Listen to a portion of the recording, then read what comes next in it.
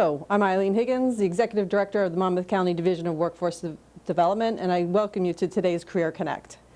The Monmouth County Division of Workforce Development is a division of the Board of Chosen Freeholders, and we work very closely with the Monmouth County Workforce Investment Board and all of its partners. We have a multitude of services, and the first question would be, what are those services, and who can we serve? We can serve everyone. We are here to help anyone who's looking for a job, whether you're currently employed, underemployed, or trying to get back into the job market. Our mission is to connect job seekers with the right employers and employers with the right candidates. We can do this in three ways. The first is we provide core services which are open to all candidates. With those core services, we provide career counseling, which is one-on-one with one of our professional counselors. We can review your resume and help you create a powerful resume that will get you noticed by employers. And we provide assessments that identify your skills and your interests. And should you need some help with your basic skills to brush up on your math, reading, or computer skills, we can provide that in our office as well. Our second way is we have intensive services, and through that you have to be eligible for these services. With those, we provide short and long-term career training. There's hundreds of courses that you can look at. There's tuition waivers that you can apply for, which will help you finish your college degree. And we have incentives, which will help an employer pay part of your wages. The third way we can help you is with job search support. We have email blasts, which we send out hiring and job events to anyone who's in our database. We have open houses, which you can walk in and interview with an employer with current openings. And you can meet one-on-one with employers, which is not always easy to do in this job market. We have an in-house recruiter, and you can meet with our recruiters and help connect you to jobs. We also have job search workshops. These include resume writing, interviewing skills. We practice on tape so you can see how you're doing. And we go over job search techniques. We also have Career Connect workshops, and this today is one of our Career Connect workshops. Here we welcome job seekers to our workshops, and they work with industry experts who speak on a variety of topics and can cover a multitude of events to help get you ready for your job search. Today, for our Career Connect, we welcome Bill Saloukis, who's the owner of Broad Waverly Staffing. He's going to tell us how to sell yourself to employers in a very unusual way. I appreciate it, Eileen, for your introduction, and hello everybody, how are you? For those of you who know me, how you doing? For those of you who don't know me, my name is Bill Saloukis. My initials are BS. I take it you know what that means. And if you don't find yourself a good job out there, you're liable to get some of that. However, anybody who hires you would have gotten the best support. And anybody else who hires you would find that they have the best source for an employee. And when they do hire you, they have made the best selection, and you will probably provide the best solution for their needs in their job. However, you're all looking for a job, right? Right. I'm here today to tell you one thing today, just to tell you one thing today. In order to find a job today, you need to stop looking for a job. Now you might say to me, what? I see your face is saying, stop looking for a job? How am I going to get a job if I stop looking for a job? There are 4 emotional, strong things that happen to us when we have 4 of these things: death, divorce, moving, and getting a job. They are 4 seriously emotional traumas. And don't forget, from the time we were children growing up, what did we hear? We heard, get a job, go out and make some money, pay the rent, pay for the car, buy the food, take care of the kids. The pressure of finding a job is extraordinary. Now, once you stop looking for a job, then you might say to me, well, Bill, what do I do? Where do I go? What do I say? Instead of looking for a job, you can't get what you don't have, so consequently, when you go out to a company looking for a job, you haven't got that job. All you have is you.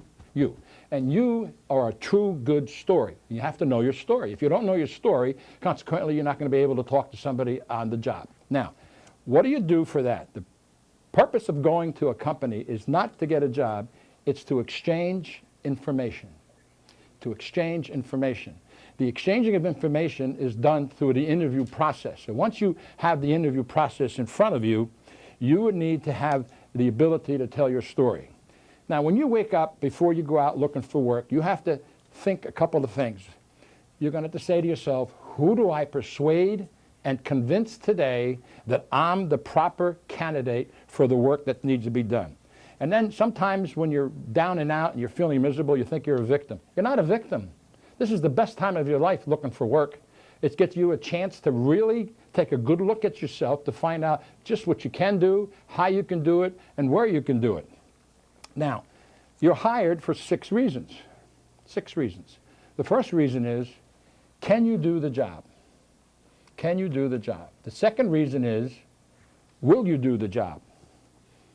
Now, they're the basics of a job. If you're a bookkeeper or an accountant or an engineer, the can you and the will you are automatic.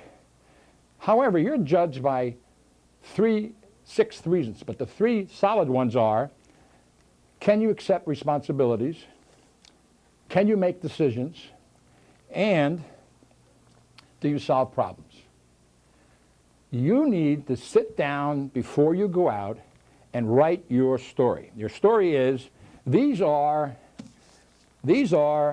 all my responsibilities on my last job, my last 2 jobs. Write down all the responsibilities that you had, and you have them in a written format. You journal them out.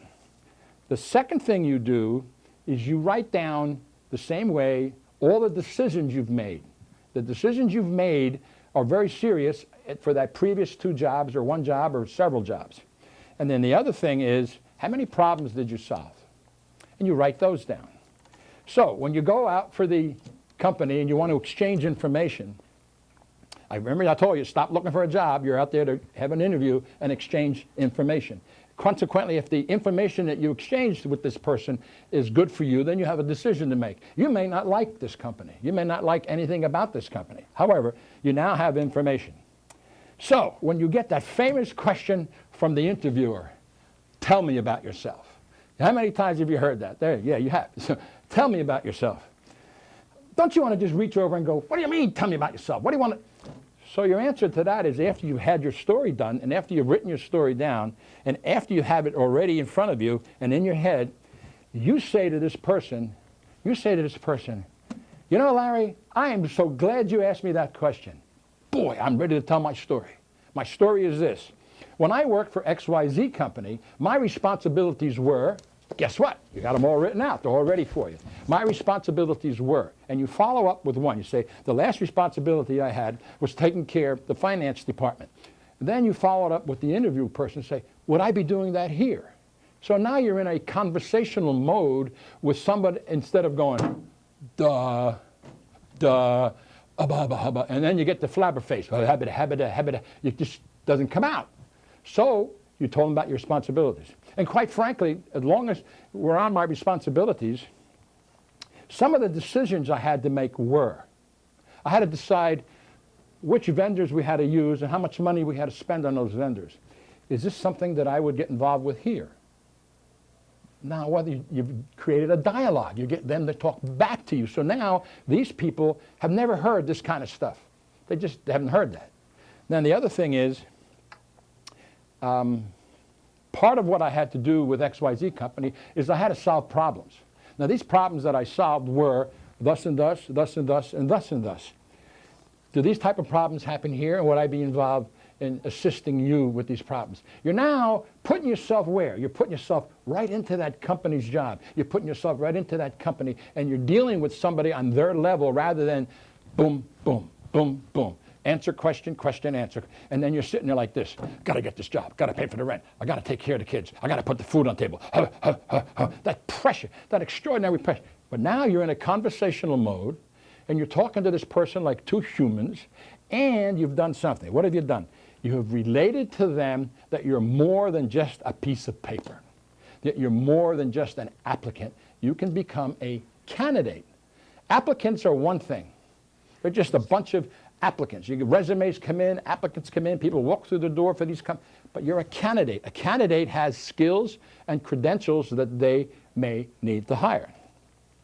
So how do I get my personal inventory? Any questions so far? Yes. What is the sixth reason I'm glad. you got hired? I'm glad you asked me got that. hired. So I'm glad you asked me that. There are 6 reasons. It's can you do the job? Will you do the job? Do I make decisions? Do I accept responsibility? And do I solve problems? Now, you met me a few minutes ago and you made a decision. And then after I start talking, you made another decision. And then you're going to be with me for a little longer today. However, you at an interview will not have that luxury of 10, 15, 20 minutes. You have 8, 10, 15 seconds. So the 6th reason, a great question. You're brilliant. The 6th reason is, do they like you? Do they like you? The chemistry. Are you getting along with them? Do you have a nice rapport with them? Are there smiles? It's the chemistry. Quasimodo never rang a bell in his life at Notre Dame. Somebody liked him, so he got the job ringing the bell in the Notre Dame. That's why he got the job. 85%. In my last 40 years in this business, 85% of the people who get the job is because somebody liked them. Quite frankly, it's not how much you know, it's how you interview and exchange information. It's not how much you know, it's how you interview and exchange information. That information that you exchange, that we just went through the first 5, especially the 3, dictates to that person sitting there, you know what? Jimmy's a good guy. Lynette's a great lady. I like them. Now, after they've done that, you've made that rapport. And then when you're finished with that conversation with them, you can even say to them, you know, I really enjoyed talking to you, and I like being here with you. I sincerely hope you consider me for this position. So you've told your story. I hope that answers your question, right? Thank you. Yes, it does. Thank you And very let me tell you, very well. Okay. Now, there's a personal inventory is very interesting. And everybody tells you to be yourself. Don't be yourself. Yourself isn't looking for a job. Yourself isn't anything more than somebody out there trying to interview. Can't be yourself. What you have to be is your work persona, the work persona. And how do I do that? Well, you take that personal inventory we start talking about, and you ask yourself, instead of saying, why me, Lord, why me, what did I do, how come this job did, how come they fired me, how come they let me go, how come? Instead of saying why, change the word to how. That's instant. When you say how, you say, how do I improve my current position in life? How do I improve my current position in life? And start writing down how to do that. The second part of that is, how do I rebuild my career? How do I rebuild my career? And you start writing that down. The other question you have to ask yourself is, how do I rebuild a new career? A new career. And then the other question you need to ask yourself are, what are my skills and credentials, and where do I go with them? What are my skills and credentials, and where do I go with them? The first question was, how do I rebuild my career? Well, you've already had your story told. You've already said that you solved these problems, that you made these decisions, and that you held these responsibilities. Now, once you've done that and you have that down, you can play off of that for how to rebuild. Then, how do I rebuild a new career? That's easy. There's a book called Dictionary of Occupational Titles. It's a government issue, and it's about 4 inches thick, 2 of them, about 2 to 4 inches thick. In there are 20,000 jobs for 900 industries. 20,000 jobs for 900 industries. In that book, you will find the industry. Let's say it's ball bearings. Industry for ball bearings. Under that industry, it'll be all the jobs that have anything to do with ball bearings. And then you'll see which one you fit, or which one of your skills and credentials that you've had over the years fit any of those jobs. Now, if you have 20,000 jobs in 900 industries, you got to be able to find 1 to 3. And then once you do that, settle on 3 different industries that you want to work in. And then go for interviews at those companies. And then go on their websites and check out what jobs are available and find out how your skills and your credentials fit. Any questions till now? Yeah, what about resumes? Well, resume, everybody says resumes. It's the most extraordinary thing, the piece of paper. A resume is a single-dimensional item. You are multidimensional. You are more than just a piece of paper.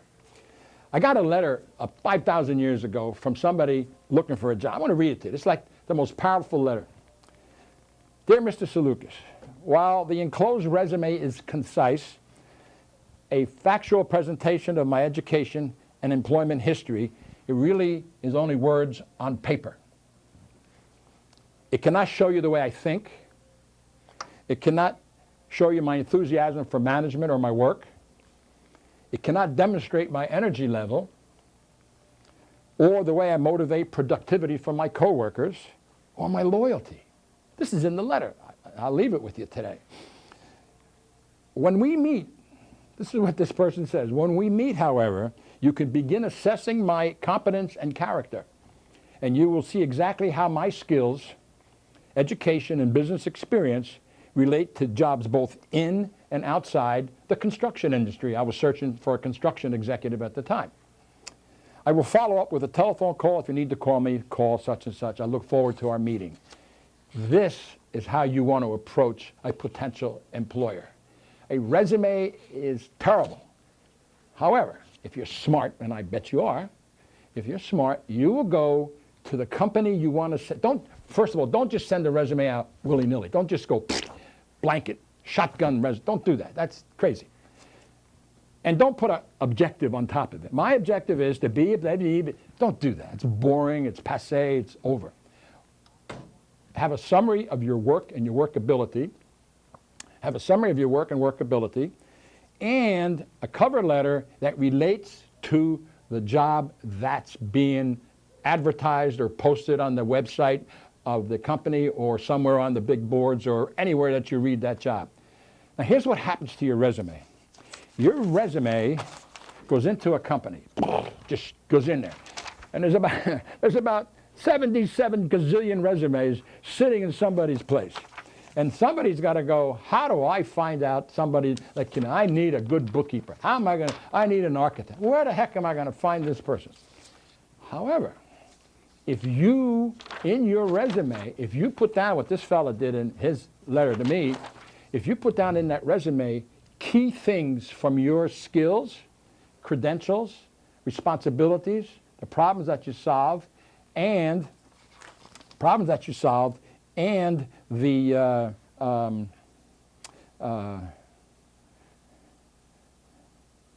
decisions that you made. So that senior citizen, I'm gone, I've lost it, it's over. And the decision that you made, if you put that in the letter, it'll scan in. When they scan it in, the system that they have is a resume comes in, it goes into the system for the company, and it pops up the words that match the job that they're looking for. If your resume pops up with those words that are on their job, you're likely to get a call. So what you need to do is to anticipate a call. Don't just say, I sent out my resume, they're never going to call me. That's so negative, that's ridiculous. You can't be negative. You just can't be negative. So what happens is when you do that resume, you send it out with information in the resume related to the work that the company wants to have somebody come to work for. Does that answer your question? Very well, thank you. Okay. Now, part of what we need to do is to network. We know that a funeral and a wedding have an approximate 200 people coming through and signing the books. Some more, some less, but approximately 200. You know 200 people. And guess who knows 200 more? Each person that you know knows 200 people. So if you're going to network, if you have an alma mater, go to your alma mater first. If you have an old job that you went to and it was because of economic reasons that you lost that job, go back to the old job. It's probably different people and different structure and a different environment than when you were there. Call your old employers and ask them what's going on with their colleagues. Then network with all the people that you know. That's the part of it. Now the other part of it is peruse the type of industries you want to work in. Now how did you find that out? There's an SIC code, Standard Industrial Code, for every company, for every business, for every place that you can imagine going to work. It's the SIC code, Standard Industrial Code. You go in the book or online or at the library and you find the SIC code for your company or your former company or a company you want to work for. And under that SIC code is a list of companies similar. So the list of companies that are similar have their names, their address, and where they are. So, and then you look them up. For example, in my office we have what's called the Manufacturer's Guide. In that Manufacturer's Guide it tells you who they are, who the president is, what their product is, what their size is, what their sales are, who the executives are, how many thousand square feet the company works, and if it's privately owned or if it's not privately owned. So what you do then is you find companies that are similar to the one you just left. Similar to the one you just left through the SIC code process. And after you've done that, you now build your resume geared to that type of work within that structure within that company. Any other questions? Yes? What if you are a mature candidate? Mature candidate? Yes, sir, You're mature. talking about me? Yes, Yeah, you are candidate. mature. Yeah, what if you're a mature candidate? Well, you know, I got people say to me, you know, Bill, and this happens all the time. They say, you know, Bill, I'm 60 years old, I'm having a hard time finding a job. Well, of course you are. You just told me you are. You just told me you're 60 years old and you're in trouble because you think you're old. In other words, you can't have a bad attitude. I mean, you need a good attitude. I mean, there's only one of you. I mean, you better live with that person and live with them well. I mean, I look in the mirror and I go, how you doing? Today's my best day. Who am I going to persuade and convince today? Because when I go to see a company, I walk in, tie jacket. They don't wear tie jackets anymore. They wear jeans and T-shirts and ripped pants, and these are the millennium kids that are coming in. I'm a suit. I represent suit. However, I got something they don't have. I have experience. I have knowledge. I have credentials. I have something to offer. But they don't know that until I do what? Tell my story. I got to tell my story. So this guy says to me, Bill, I'm 60 years old. I'm having a hard time. Nobody wants to hire me. Blah, blah, blah, blah. I said, are you interviewing? Are you looking for a job? He said, I'm always looking for a job. I said, well, you got to stop looking for a job. You got to start telling your story. What's your story? What do you mean? What do you mean? What's my story? What do you mean? What's my story? Well, my story is that I did this for so many years. I accepted these responsibilities. My decisions were this, and the problems that I solved were these. Now, based on that, and look right smack into the interviewer's eye. Look right smack in their eye and go, I have another 15 years of hard work ahead of me. Is this the type of company that will accept my kind of energy? I see you're nodding your head. You like that. Why do you like that? Because it makes sense. You have to diffuse. You have to diffuse that interviewer who looks at me with my gray hair and maybe, my neck is... So what? So what? We're not dying. They ought to be happy to get me. They ought to be happy to get you. They ought to be happy that you're even showing up on their job to be there for them. So consequently, very simple answer. I have 12 more years of high energy work. Is this the kind of company that can accept that kind of energy? Does that answer your question? Yeah. Well, we can go on and on and on and on and on. We can probably talk about how to interview and how to qualify and exchange information in a lot of different ways. However, the basic principles of what we're doing is to know your story, Know the 6 reasons they hire you. Can you do the job? Will you do the job? Do you accept responsibilities? Do you solve problems? And do you fit in? All right? And can you make those decisions properly? So if you know your story and you've done your personal inventory and you ask yourself, how do I improve my current position? Then you start a campaign. The campaign is to actually physically nail down a plan on how to go after a position. Not a job, an interview. Not a job, an interview where you can exchange information. Well, anyway, we had a nice time today. I appreciate the time we spent together, and I want you to leave here today. I want you to lie, I want you to cheat, I want you to steal, and I want you to drink. I want you to lie awake at night and think how you can improve yourself and how you're going to learn how to tell your story better. Then I want you to cheat that little voice in your head that says you can't do it. It just can't be done.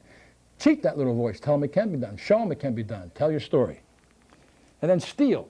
Steal maybe an hour and a half of time a day to study on how to find a new position and how to go through the SIC code and through the industrial guide and through the booklets that we talked about. And last but not least, I want you to drink. I want you to drink of life because it's so nice. Thank you very much.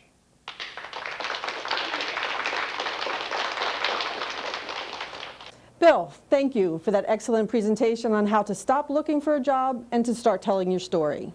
As Bill mentioned, take the pressure out of looking for a job and learn to tell your story, and it will change everything. Before we close, I want to remind you that the Monmouth County Division of Workforce Development offers these Career Connect workshops like the one you just saw in our Eatontown office. We offer them on a weekly basis, and we have a wide variety of services for job seekers. We would like you to contact us. You can call us on the number that will be on the screen or come in and see us, and we'll help you build a pathway to great career. As Bill said, you'll need to practice your story, and we want you to come in. You can meet with other job seekers, you can meet with our staff, and you can help get your story out, be able to talk to everyone and be comfortable, so when you do meet that employer, you can land that job. Thank you very much.